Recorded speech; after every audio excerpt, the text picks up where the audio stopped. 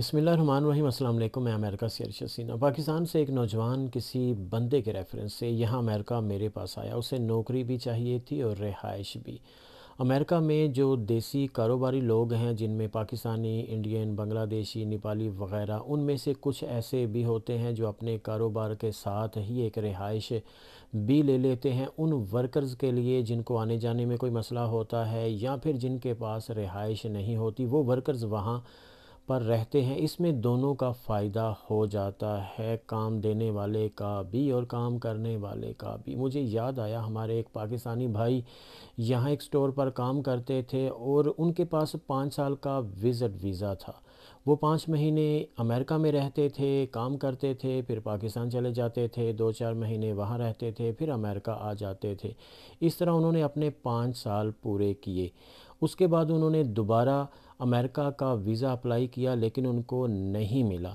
اب امریکہ کا عام طور پر 5 سال کا وزٹ ویزا دیا جاتا ہے، لیکن انٹری 6 ماہ کی ہوتی ہے۔ آپ جب 6 ماہ سے زائد رہتے ہیں تو پھر آپ اللیگل ہو جاتے ہیں۔ اس لیے اس قسم کے لوگ 5 سال تک وقتاً فوقتاً آتے جاتے رہتے ہیں، 5 سال پورے کرتے ہیں، اس کے بعد پھر امریکہ کا 10 سال کا ویزا اپلائی کرتے ہیں۔ کچھ کو مل جاتا ہے اور کچھ کو نہیں ملتا۔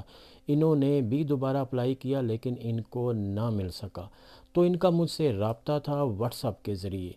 تو میں نے ان کو میسج کیا، وہ اس لیے کہ ظاہری سی بات ہے کہ اب وہ امریکہ میں تو نہیں ہے۔ تو میں نے ان کو یہ میسج کیا کہ میرے پاس یہ بندہ ہے، اسے کام اور رہائش کی ضرورت ہے۔ اگر آپ اس سٹور والے کا نمبر مجھے دے دیں تو میں اسے وہاں بھیج دوں تاکہ اس کا کام ہو جائے۔ تو جیسے ہی میں نے ان کو میسج کیا، انہوں نے فوراً مجھے کال کی۔ مجھے بہت خوشی ہوئی کہ اتنی جلدی رسپانس انہوں نے کر دیا۔ تو پھر انہوں نے مجھے بتایا کہ میں عمرے پر آیا ہوا ہوں۔ مجھے بہت اچھا لگا، میں نے ان کو مبارکباد دی اور یہ دعا بھی دی کہ خدا تعالیٰ آپ کی اس عبادت کو قبول کرے۔ پھر ان کے ساتھ کوئی تقریباً 10 منٹ تک بات چیت ہوتی رہی۔ آخر میں نے دوبارہ ان سے ریکویسٹ کی کہ آپ اس بندے کا نمبر مجھے دے دیں، اس سٹور والے کا، میں اس بندے کو وہاں بھیج دوں یا خود اسے کل وہاں لے جاؤں۔ انہوں نے مجھے پھر دوبارہ یاد کروایا کہ میں تو عمرے پر آیا ہوا ہوں۔ میں نے 2 بار ان سے نمبر مانگا اور انہوں نے 2 بار مجھے یہی یاد کروایا کہ میں عمرے پر آیا ہوا ہوں، میں نمبر کیسے دے سکتا ہوں۔ لیکن 10 منٹ تک انہوں نے بات چیت کی مجھ سے۔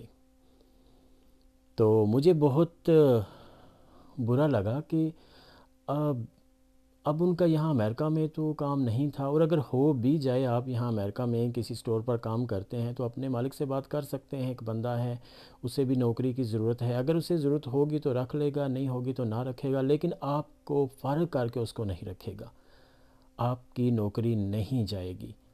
تو وہ بندہ تو امریکہ میں تھا ہی نہیں، اور پھر تو اس کا ویزا بھی ریجیکٹ ہو چکا تھا۔ اب معلوم نہیں کب اس کا ویزا لگے گا، کب وہ امریکہ میں آئے گا یا نہیں آئے گا، لیکن اس کے باوجود اس بندے کا دل نہیں کیا، اور وہ بھی اللہ کے گھر میں بیٹھ کر اللہ تعالیٰ نے اسے موقع دیا ایک اور نیکی کا، لیکن اس نے اس موقع کو ضائع کر دیا۔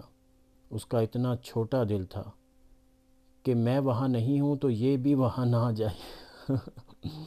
تو ہمارے لوگوں کی سوچ کتنی چھوٹی ہوتی ہے، اور اللہ معاف کرے، ویسے ہمیں چاہیے کہ جو ہو گیا سو ہو گیا، لیکن اب سے ہم اپنی سوچ کو اچھا کرنے کی کوشش کریں، کیونکہ آج اگر ہم اپنی سوچ کو اچھا کریں گے تو کل ہمارے بچوں کی سوچ اچھی ہوگی، اور اگر سوچ اچھی ہوگی تو وہ اچھے ہوں گے۔ اس لیے ہمیں چاہیے کہ ہر وقت ہم اچھا سوچیں، اچھا کریں، اور اگر کسی کی ہیلپ، مدد کر سکتے ہیں تو ہمیں کر دینی چاہیے۔ اس میں ہمارا کیا جاتا ہے، نقصان بھی نہیں ہوتا۔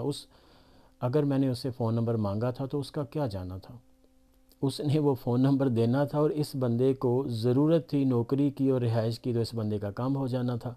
اور اگر اس نے نہیں دیا تو آپ کیا سمجھتے ہیں کہ دنیا کے کام رک جاتے ہیں؟ ہمارے لوگ جہاں امریکہ میں جب آتے ہیں، کسی کے پاس کام کرتے ہیں، تو ان کے ذہن میں یہ ہوتا ہے کہ ہم دنیا کے پہلے اور آخری انسان ہیں، ہم سے پہلے یہ کام نہیں چل رہا تھا اور ہمارے جانے کے بعد بھی نہیں چلے گا، اور ہم ہی کام کریں گے، کوئی اور بندہ کام بھی نہیں کر سکتا۔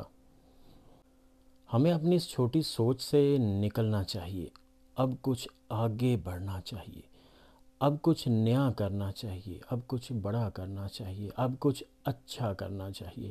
اپنا بہت سا خیال رکھیے، اور اپنے ساتھ جڑے ہوئے سبھی لوگوں کا بھی، اپنے ماں باپ کا، بہن بھائیوں کا، بیوی بچوں کا، عزیز و اقارب کا، دوستوں کا، ہمسایوں کا، غریبوں، یتیموں، مسکینوں اور بزرگوں کا بھی، اور پاکستان کے اس وقت کے جو حالات ہیں، ایک دوسرے کا ساتھ دیجئے، آسانیاں پیدا کیجئے، کسی کے لیے کوئی چھوٹی سی مشکل بھی پیدا نہ کیجئے، اور فلسطین کے مسلمانوں کے لیے دعا کیجئے، خدا تعالیٰ ان کے لیے آسانیاں پیدا فرمائے، آمین۔ اور ہو سکے تو کسی کی مدد کر سکتے ہیں تو ضرور کیجئے۔ جزاک اللہ۔